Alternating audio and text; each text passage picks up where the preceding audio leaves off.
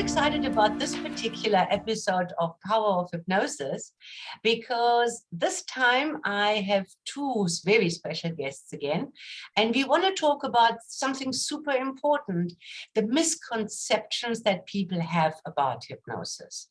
And there are many of them. And it is such a pity. It is such a pity because if people, because they have misconceptions, they obviously don't even go and try because it holds them back. So they don't ever experience this incredible value that our hypnosis practices offer. Obviously, when we say hypnosis or hypnotherapy, we always mean the non-medical branch of this because we don't treat, diagnose, or prescribe. So may I welcome Brigitte. Thank you so for joining us. You are kind of a veteran. You, 13 years with the South African Institute. And not only are you private. I went to the hairdresser the other day who says I have 0% gray, so I'm not a veteran. Oh, I'm so sorry. Okay, you're just a SAIH veteran then. That is amazing. I wonder whether you do hypnosis to not have gray hair. But anyway, I just want to tell people who listen or watch this that you not only are you in private practice, you're also a facilitator, a trainer for SAIH, you're an assessor, a mentor. You do the whole spiel kind of thing. And then we have Warren. Warren, thank you so much for joining. You are also already 3 years in private practice as a hypnosis practitioner. And you told me that you very much kind of concentrate on facilitate physical healing for people. But amongst us, the three of us, I think we have a lot of history with clients, and we have come possibly across all the misconceptions that can exist. I hope so. So what I'm going to do, I'm going to swap between the two of you, and then you just going to do and tell the people what the truth is about hypnosis. Shall we do it that way? Right. Brigitte, one of the things that people come or not come actually is because they're afraid of hypnosis. What do you say to that? I know they often feel afraid because they're unsure. They're not sure what to expect. They don't know what it feels like. They have all of these misconceptions, all these misillusions because they've watched a movie or they've read a book. And what better plot is there than I'm going to control your mind, right? I mean, this sells books and it makes movies. And hypnosis is a most amazing state where we are so simply relaxed. It's almost like that moment before falling asleep or waking up in the evening, and if we can't be afraid of falling asleep, then how can we be afraid of hypnosis, right? So I honestly think that hypnosis is a beautiful modality that allows us the opportunity, and when you take that opportunity and step fully into it, if you're a little unsure, maybe come to one of our self-mastery weekends where we have a full day where we actually train how to self-hypnotize, how to do this for yourself, because there is so much that we can do for ourselves. So we spend a whole day in and out of hypnosis, and we have some fun with it. We show you how to create affirmations and take this process further with yourself. And I think it's absolutely a wonderful idea. Yeah, and I think what people can take away from this is that all hypnosis is self-hypnosis. It's self-hypnosis, So exactly. who is going to control? Yeah, thank you for that, Brigitte. Warren, the question that comes up is also, people ask you, when are you taking me under? I never understood what they mean by under what, but can you enlighten us on that? That's like sort of being an undertaker. They give up their life for a little bit of hypnosis.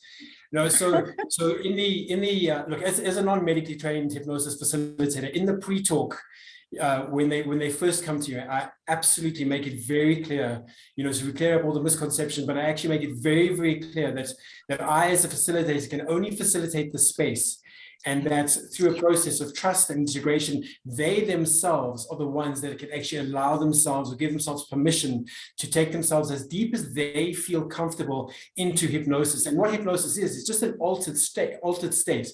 We're shifting brainwave function from, say, a high beta, very focused, sort of externally focused brainwave state, and we shift them down from high beta into alpha, and hopefully into theta, where we can actually then address what it is that we want to deal with. Yeah, and I find that a first-time client that has a little bit misconceptions, they usually don't go under that deeply. They kind of stay, you know, in the twilight, and only when they realize after the first session that there's absolutely nothing to worry about. In fact, it's a pleasant state, and so much valuable insights can be gained, that then they allow themselves to go deeper. Yeah, thank you for that. Brigitte, another thing that's a big thing, I remember when I started almost 25 years ago, that was huge. People thought that hypnosis will interfere with their religious beliefs. Unfortunately, this is a very big truth. A lot of people out there have this misconception or this belief that hypnosis is not religious, or it's not within their frame of reference. However, we are trained client-centered hypnotherapists or hypnosis facilitators, which means that we facilitate this process and these powerful tools within the client's frame of reference, meaning that hypnosis is simply just a state, and we use that state to create change inside of people. Like Warren was mentioning earlier, it's simply changing from those high beta into those nice alpha theta states where we are relaxed, where we are a little bit calm. So sort of similar to that fuzzy space in between sleep and being awake, where you know you're kind of sleeping, but you know you're also kind of awake. And that is the state of hypnosis. And I love that. Yeah. And so therefore religion has no real impact on it other than what you believe. We will facilitate it in that belief system. Yes, and I wonder, I'm not practicing religion per se. I'm more a spiritual person, but I could imagine that somebody in very deep concentrated prayer possibly is in a state of hypnosis.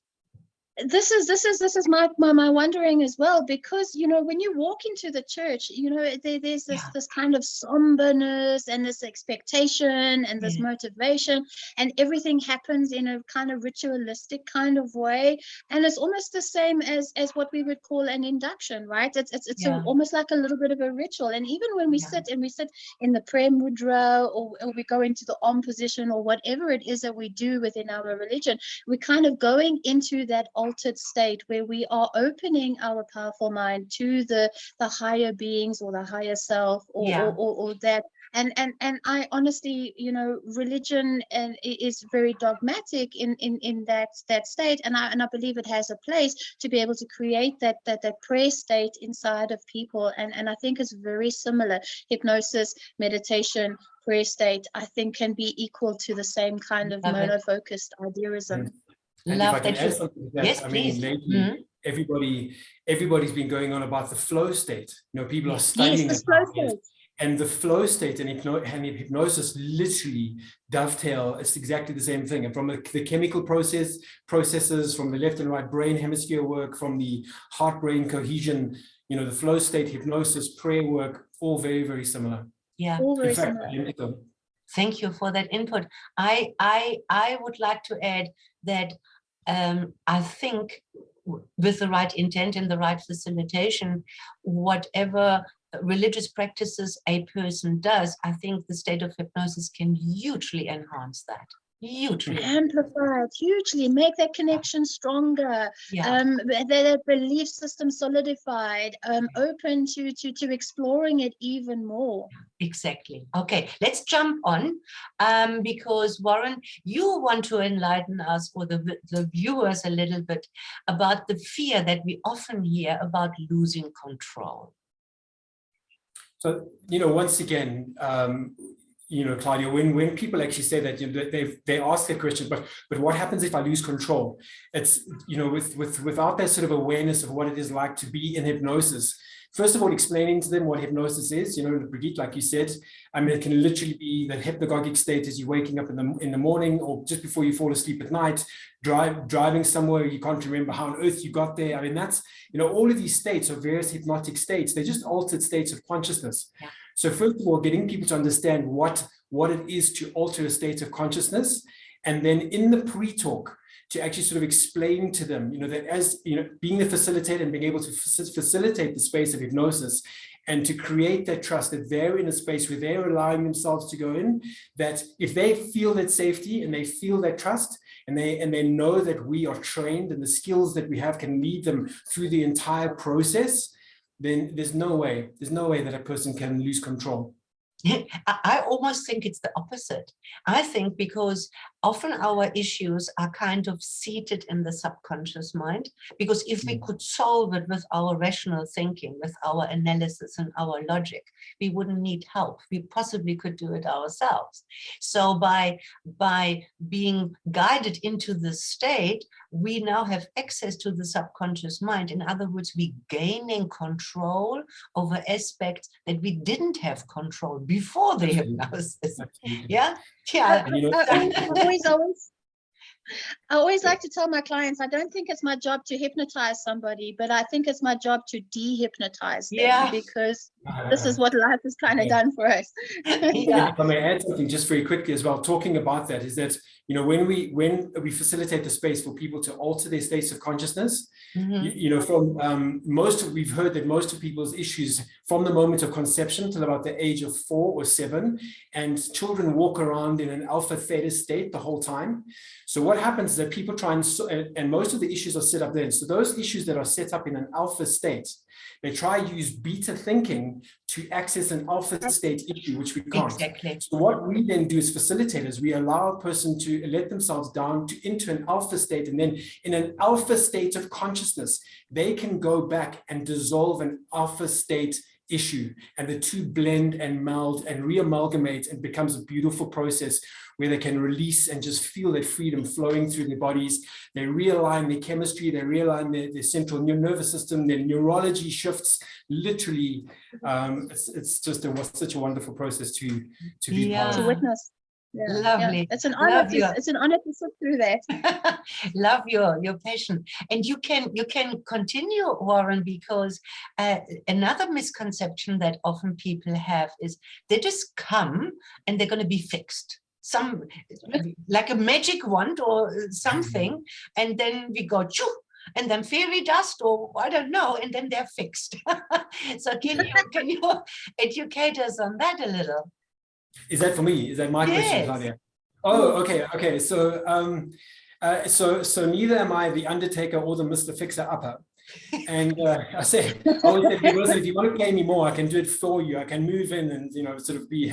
No, look, once again, all about that very, very important pre-talk, where the lines are drawn. We understand what am I responsible for and what the person is responsible for, and absolutely making it very clear that I cannot change the person. I cannot fix them, but I can create a space in which they can allow themselves to go down into an altered state of consciousness, where they can tap in to the deepest, wisest part of themselves that they are already, where they can then heal, fix, release themselves in the best way that is available to them for that moment. Yeah, you've just explained so beautiful the client-centered approach that SAIH is all about.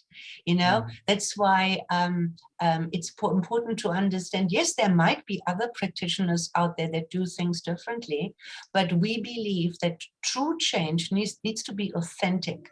And in order for it to be authentic, it needs to come from the client. Absolutely. Because if we would have an ability to pound and program our client with a new belief, it possibly could be a new conflict, because it isn't authentic.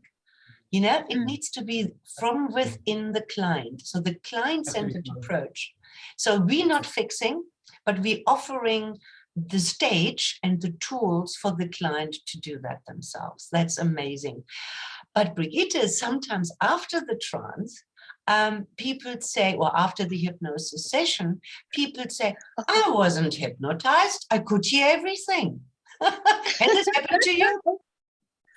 Often, all the time. And then I know it's my fault because I haven't told them or preempted them before that this is an absolute, a normal, natural state of being, right? Just like that moment when we're lying in bed and we are falling asleep, you can hear the next door neighbor's dog, you can hear hubby snoring next to you, or the wife. I don't know, wives don't snore apparently, but you know, we have this, we have this ability to be able to become so completely focused, so completely relaxed, just like that moment when we kind of zoned into reading a book or watching a movie, and the rest of the world is still going on and we're still aware of it. However, it's registering in a different part of the mind, or what I would call the subconscious part of the mind, right, where our focus and attention is just over here. And that means that you will naturally hear everything. However, just like that focused state, you can put that to the background of your experience, and this is a beautiful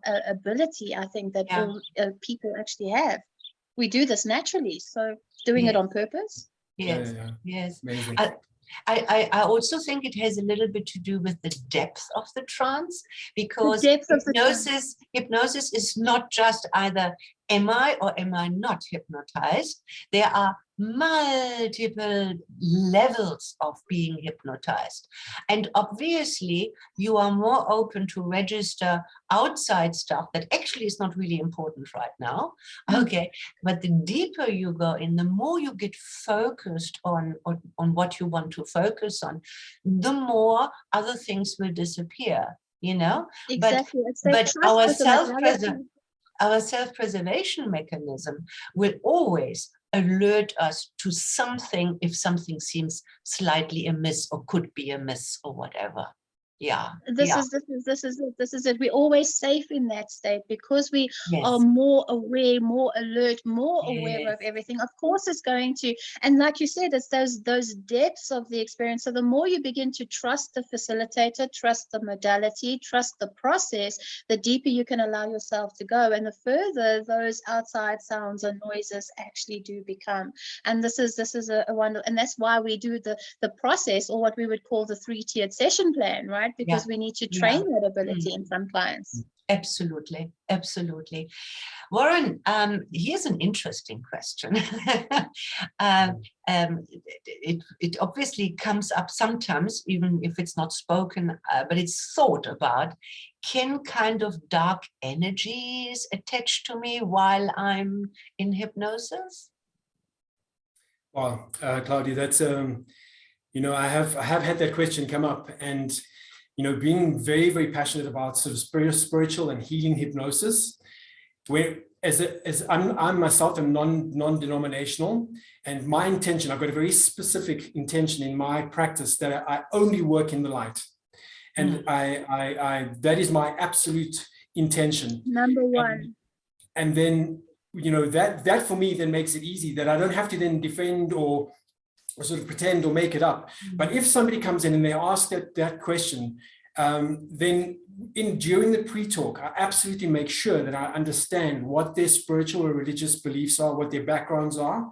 And then in their frame of what their spiritual religious beliefs are, we then frame protection, which they can draw on within them, that they feel very powerfully about. And we set that in place in such an intentional, powerful way that there is no way that any form in their minds or that any form of dark energy could attach or be around or anything like that. So we make that a very powerful intention, and I draw upon their beliefs, their understandings, and we make that a very powerful space to work. So that's how I work with that particular question, when misconception, when it comes up, or question, when it, shall I say. I actually think that this misconception, I'm not quite sure where it comes from, because I haven't heard of an incidence where somebody in hypnosis was weakened to a point where something like this could happen. I have heard of people taking recreational drugs, where you really don't have control. Now you're run by some chemicals, and there I have heard that not so nice experiences can happen. Again, I guess it all has to do with the facilitation. But in hypnosis, I can only just say it again, we kind of more in control. And if this is an issue and we would like to emphasize it just by setting the intent, and especially when we have a facilitator like you guys, that comes in and offers this intent, you know, yeah, perfect. Let's come to a close. Brigitte, one other thing that people are worried about is that when I'm now in the state of hypnosis and you take me through a process and something comes up that I can't cope with, what happens then? This is a very, very, very good question. And I'm glad it's actually come up in this discussion, because it often happens that people don't feeling worthy or deserving of the change. And that would create that little bit of a fear that I'm going to go into the state, and because you are the facilitator, you're going to tickle out my deepest, darkest secrets, or you're going to take me into a place in a space where I'm not really ready to go into.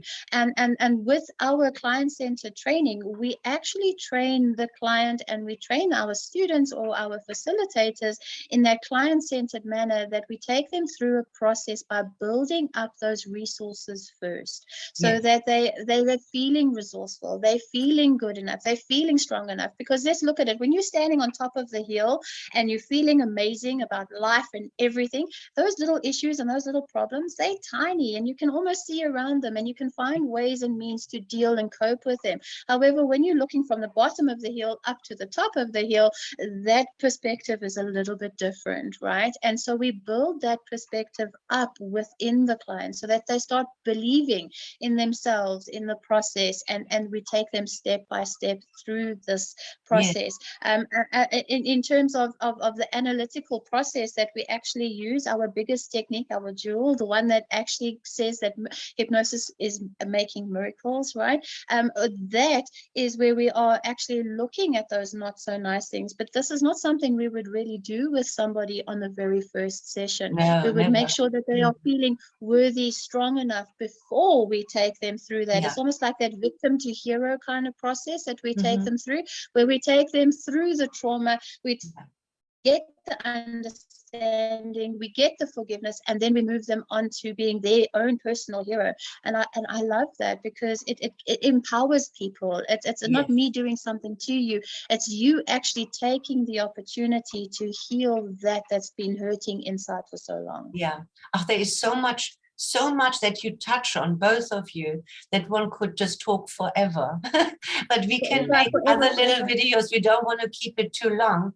So one other question that maybe I'm going to use to close off with is, will I be a different person, or will I be changed after a successful hypnosis session? Well, I certainly hope so. Why would you engage yourself with somebody who really works with you intensely and takes all the learnings and the skills and the skill sets that they have and take you through processes as you are ready for it, if you wouldn't embrace it? And this is also something that not only do we discuss this sometimes prior to starting a session, this is also, and this is very important, it's part of the session. We allow the client to see themselves kind of preempting the future, including the changes that have just been unlocked in the session. And it's actually beautiful. It's so rewarding for the client to see who there will be. And it's like something so much to look forward to. So yes, of course, this is they say one of the fastest modalities there are, but it always depends on how ready the client is and how ready they are to commit themselves to this. So last famous words, Brigitte. Oh, I just want to say thank you for this opportunity. It's been really lovely. There are so many more misconceptions I would love to try and squeeze in here, but I know we want to kind of keep it a little bit more compact. And I really, really, really wish that people would give hypnosis an opportunity to discover themselves and to discover the value that they have inside, and become the best versions of themselves. Yeah. And this is what this modality can actually do for people, Yeah. for people. Absolutely. And Warren? Brigitte, well, thank you so much, Brigitte, for all your words. And Claudia, thank you so much for having me. I really appreciate it. And I appreciate it from the point of view that for myself personally, when I embarked on the hypnosis journey, it has absolutely fundamentally changed me as a person. So that answers your question. Will I be changed? I've been changed forever.